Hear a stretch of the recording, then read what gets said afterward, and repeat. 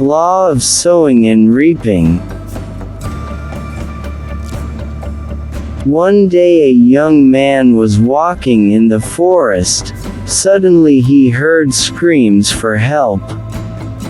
Turns out he saw a young man the same age as he is wrestling with a floating sludge. The move even more deeply, he stumbles. The first young man who was about to give his help desperately, painstakingly youth mired it can be saved. Youth who first bolster this young man who plunged to his home. It turns out the house two very nice young man, big, magnificent and luxurious. This young man's father is very grateful for the help given to his son, and wanted to give the money.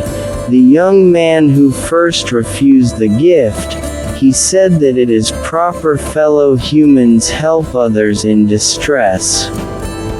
Since this incident they make friends. The first is a young man who is poor, while the second youth is a wealthy nobleman. This poor young man who aspires to be a doctor, but he did not have money for college. However, there is generous, namely the father of a young nobleman.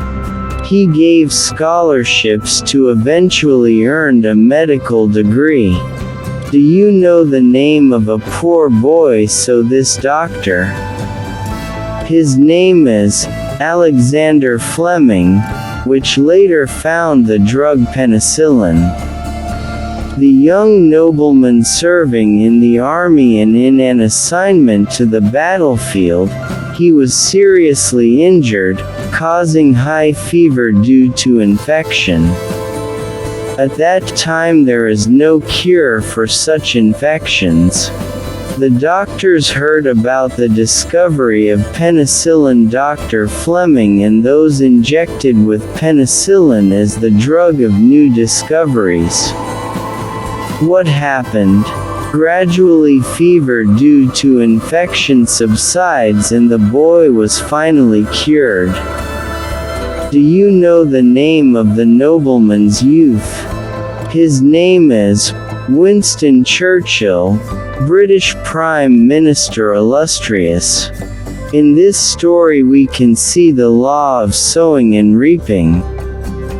Fleming saw goodness, he reaped good anyway.